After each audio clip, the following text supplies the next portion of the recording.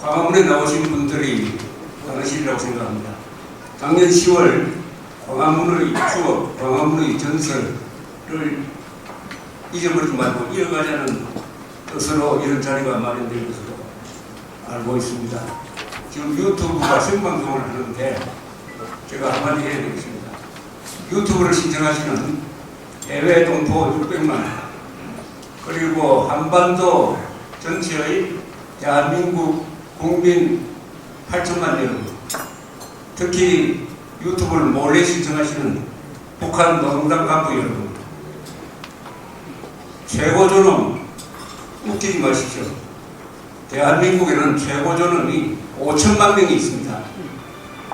한 사람의 최고존엄, 그 개만도 못한 놈입니다. 이건 개에 대한 여성이라서 대단히 죄송합니다. 어느 동물이 동족을 수백만 죽이는 동물이 어디 있습니까? 짐승과도 못한. 이러다 보니까 제가 욕먹고 침묵하는 문재인 대통령 변호를 하게 생겼는데 요새 희한한 일이 벌어지고 있습니다. 좌파 진영에서 권력 서열이 누가 1등이냐 하는 게 판정이 났습니다. 문재인 대통령이 김정은, 김여정으로부터 집중 난타를 당해도 좌파 진영에서 문재인 편을 드는 사람이 없습니다. 보셨습니까? 왜 그렇습니까? 권력 서열 1위 김정은, 2위 김여정, 3위 문재인이라는 것 아닙니까? 오늘 이런 세상을 만든 게 20년 전에 6.15 선언이었습니다. 마침 오늘이 6.15 선언 20주년인데 만왕의 근원이 6.15 선언에서 비롯되었습니다. 우리 민족들이 힘을 합쳐서 자주 통일하자. 이것은 정확하게 번역하면 우리 민족 발열자끼리 힘을 합쳐서 연방제 적화 통일하자. 민족 경제의 균형 발전에 의한 공동 번영이라는 사기 용어, 민족 경제의 균형 발전에 의한 공동 파멸이죠. 등등 6.15 선언이 14선언을 낳고 14선언이 4.27 선언을 낳고 4.27 선언은 비핵화 사기극이었다는 것이 이미 밝혀졌는데 요사이 북한이 욕설하는 것 중에서 하나 맞는 게 있습니다. 비핵화는 개소리다. 비핵화는 개소리다. 조선반도의 비핵화를 북한의 비핵화라고 문재인 정권이 국민을 상대로, 트럼프를 상대로, 세계를 상대로 사기를 쳤다가 이제 그 진실이 폭로되었습니다. 오늘 제가 화두로 던지고 싶은 것은 자유통일이라는 단어입니다. 북한이 노동개혁을 통해서 한반도 전체의 김일성주의와 한반도 전체를 김일성주의 세상으로 만들겠다고 선언하고 모든 역량을 거기에 집중해 왔는데 우리는 1972년 7.4 공동성명 이후에 자유통일이라는 말을 쓰지 않고 평화통일이라는 말을 쓰다가 결국 통일의지의 싸움에서 코나로 몰리고 말았습니다. 신라가 삼국을 통일할 수 있었던 것은 나라가 커서도 아니고 인구가 많아서도 아니고 통일의지를 갖고 있었기입니다. 남북대결의 본질은 뭐냐? 민족사의 정통성과 삶의 양식을 놓고 다투는 타협이 절대로 불가능한 총체적 권력 투쟁입니다. 저쪽에서 적화통일을 하겠다면 우리는 당연히 자유통일을 하겠다 이렇게 맞서야 되는데 그것을 피하다가 보니까 결국 우리가 수세로 몰리고 말았는데 이제 바닥을 쳤으니까 새로운 길을 모색하는 데 있어서 민족사의 원점으로 돌아가야 된다. 이런 것이 저희 생각입니다. 우리 대한민국이 이런 민족 공동체를 만들어서 지난 한 1300년 동안 생존할 수 있었던 것은 신라 삼국통일을 주도한 분들의 위대한 정신이었습니다. 김유신은 삼국사기에 보면 이런 말을 한 것으로 나와 있습니다. 당나라가 신라까지 먹으려고 할 때 개는 그 주인을 두려워하지만 주인이 다리를 밟으면 물어야 합니다. 어찌 어려움을 당하여 자신을 구하지 않을 수 있습니까? 결전 자세를 취하니까 소정방이 당군을 끌고 의자왕을 데리고 돌아갔습니다. 당 고종에게 귀국 보고를 하니까 고종이 이렇게 묻습니다. 아니 왜 신라까지 치지 않았느냐? 거기에 대한 대답이 삼국사기에 이렇게 적혀 있습니다. 신라는 그 임금이 어지르고 백성을 사랑하며 그 신하가 충성으로 나라를 섬기고 아랫사람은 윗사람 모시기를 부영같이 하니 비록 작지만 도모할 수가 없었습니다. 이런 나라였으므로 통일이 가능했는데 소정방이라는 당시에 당나라의 최고 군인이 신라라는 나라에 대한 최고의 천사인데 우리가 이런 나라를 내부적으로 만들지 않으면 자유통일은 어렵지 않을까 하는 생각이 듭니다. 우리는 민족사에서 세계 최강대국과 맞서가지고 5번 이기거나 버텼습니다. 수나라가 당과 수를 상대로 고구려가 당과 수를 상대로 버텨내었고 신라가 당대 세계 최강대국인 당과 싸워서 통일을 하고 한반도에서 대당 결전을 통해서 쫓아내었습니다. 몽고가 8번 40년에 걸쳐서 고려를 침략했을 때 끝까지 항전했습니다. 그리고 임진왜란 때 한국에 상륙한 일본군은 세계 최강의 육군이었습니다. 그들이 가지고 있는 조총수는 유럽보다 훨씬 더 명중률이 높았습니다. 그러나 우리는 명나라의 도움, 의병의 도움, 이순신의 항전으로 결국 이겼습니다. 그리고 6월 25일에서 7월 5일 미군이 중비령에서 최초의 전투를 할 때까지 15일 동안 대한민국은 1대3으로 버텨냈습니다. 모택동, 김일성, 스탈린과 맞서가지고 1대3으로 버텨냈습니다. 어려울 때 발휘되는 이 저력은 어디서 나왔느냐? 저는 신라의 대당 결전에서 나왔다고 생각합니다. 이런 힘이 다시 가장 어려운 처지에 놓인 지금 대한민국 세력에 의해서 발휘될 것인데 그러려면 그 힘을 무슨 단어로서 불러내느냐? 자유민주주의, 시장경제, 보수, 우파 이런 단어도 좋겠죠. 그러나 저는 보다 힘이 있는 단어를 해야 한다는 생각이 듭니다.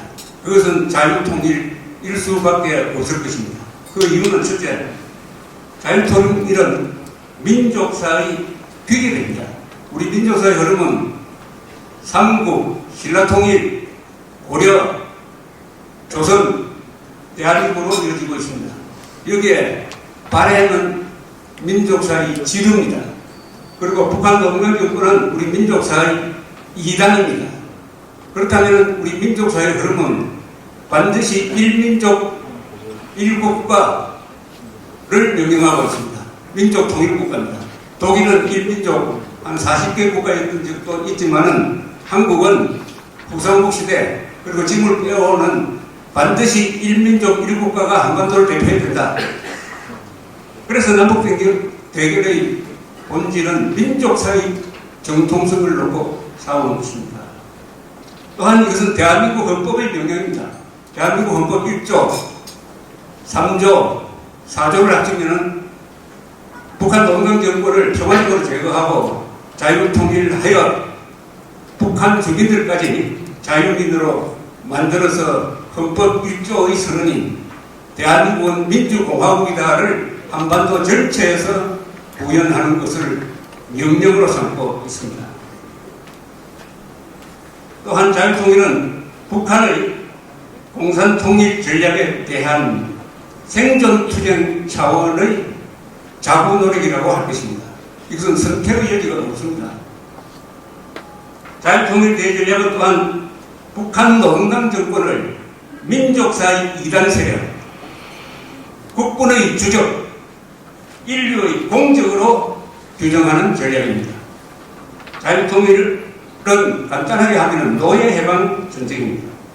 자유통일은 민족 발행자, 반인도 범죄자 김정은 세력을 한민족의 주적으로 그리고 전 인류의 공적으로 규정해 가지고 세계속에서 고립하여 섬멸하는 개념입니다. 이승만 대통령이 1950년 7월 19일 대구에서 트루만 대통령에게 보낸 편지가 있습니다. 천하명문입니다. 그 중에 한 구절이 이렇습니다. 이 전쟁은 남과 북의 전쟁이 아닙니다. 북한을 점령한 소수의 사대주의 호비 나치스와 한민족 전체의 대결입니다. 라고 이야기했습니다. 바로 김정은을 한민족 8천만이 포기를 해야 된다. 그러려면 김정은을 민족 반역자, 반인도 범죄자로 정확히 규정할 필요가 있다고 생각합니다.